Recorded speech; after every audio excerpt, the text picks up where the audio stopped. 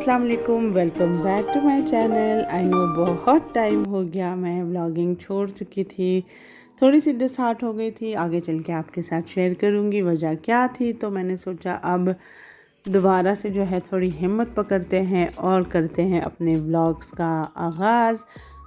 और जो लोग मुझे पहले से जानते हैं, फॉलो करते हैं, उनको पता है कि मैं हनी मंगवाती हूँ तो सिंपली द ग्रेट फूड से। इनका हनी बेस्ट होता है, मुझे बहुत पसंद है। मैंने काफ़ी लोगों को रेकमेंड भी किया है, जिन्होंने ट्राई किया उनको भी ये बहुत पसंद आया है। अगर अभी तक आप लोगों ने ऑर्डर नहीं किया तो यहाँ से ज़रूर ऑर्डर करके एक बार ट्राई करिएगा। नाम की ही सही, विंटर्स तो आ गई हैं कराची में। तो मैं और मेरे हस्बैंड गए थे राशिद सी फूड, जहाँ पे मज़ेदार सा हमने सी फूड एंजॉय किया। फिर घर आए और घर आकर हमने अपनी चाय एंजॉय की।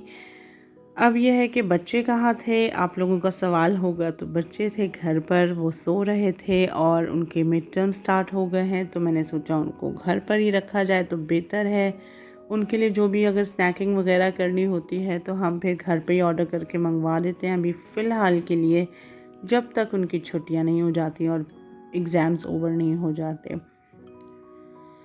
तो एक लास्ट आउटिंग हमने की थी, अर्ली मॉर्निंग की थी लास्ट आउटिंग हिल पार्क की, और उसके कुछ क्लिप्स मेरे पास रखे हुए थे। मैंने कहा आप लोग के साथ शेयर करती हूँ। इस पार्क के बारे में भी आपके साथ मुझे बात शेयर करनी है। तो गर्मा गर्म हम चाय बना के लेके गए थे, ऑलिव्स ले गए थे, सैंडविचेस ले गए थे। और सुबह में वहाँ रश नहीं था बिल्कुल भी, लेकिन मुझे पार्क देखकर बड़ा एक दुख हुआ है इस बात का कि वहाँ पे डस्टबिन्स वगैरह काफ़ी जगहों पर थे, मगर कचरा डस्टबिन के बाहर था, डस्टबिन्स खाली थे, कचरा वहाँ नहीं डाला था, किसी ने जहमत ही नहीं की थी।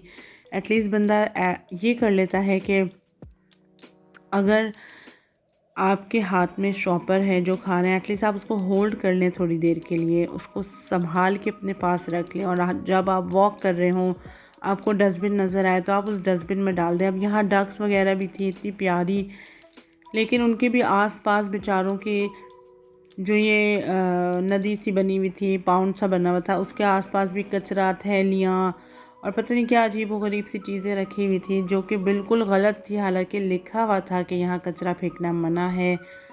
समुंदर कह रही हूँ, इसमें पाउंड में कुछ चीज़ें डालना, वो देखें आप साइड पे सारे आपको नज़र आ रहे होंगे, थैलियाँ हैं, वाटर बॉटल्स हैं, चिप्स के पैकेट्स हैं, ऐसे। तो बहुत दुख होता है इस चीज़ को देख के। हालांकि इनको डक्स को आप कुछ खिला सकते हैं, फीडिंग का लिखा हुआ था, उस पर अलाउ था, हमने चिप्स दिए थे उनको।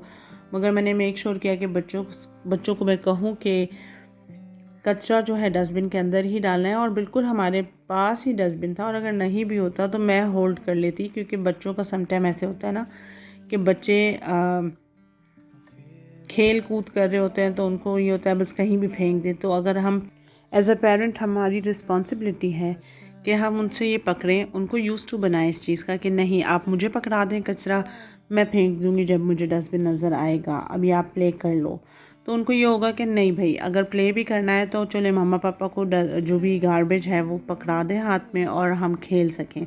अब जहाँ जहाँ साफ़ पार्ट्स थे तो वो अच्छे तो लग रहे थे, मगर बहुत ज़्यादा जो है ना, इसको मेंटेनेंस की ज़रूरत है।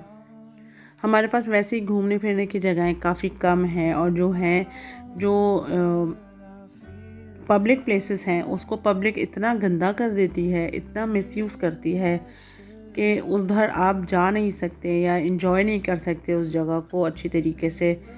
आई डोंट नो, ये हमारी अपनी रिस्पॉन्सिबिलिटी है अगर हम ख़ुद समझें तो, बजाय इसके कि हम शिकायत करें। तो मैं इसलिए शिकायत कर सकती हूँ क्योंकि मैं जब पब्लिक प्लेस में जाती हूँ तो मैं मेक श्योर करती हूँ कि मैं गार्बेज नीचे ना फेंकूँ, चाहे वो मेरी गाड़ी से हो, चाहे हम पार्क में हो, हॉस्पिटल, कहीं भी हो। हमारे हाथ में होता है, मेरे हाथ में स्पेशली होता है। मैं बच्चों से बोलती हूँ, ले लेती हूँ, या उनको भगाती हूँ कि जाओ वो रहा डस्टबिन, उसमें डाल कर आओ, फिर प्ले कर लेना। तो ये अगर हम अपनी रिस्पॉन्सिबिलिटीज़ ख़ुद से ही अदा करें और मेक श्योर करें कि हमारा बच्चा कोई चीज़ यूज़ कर रहा है और उसको तोड़े नहीं, डैमेज नहीं करे, और उसको तरीके से यूज़ करे, तो वो किसी और के यूज़ के काम आ जाएगा।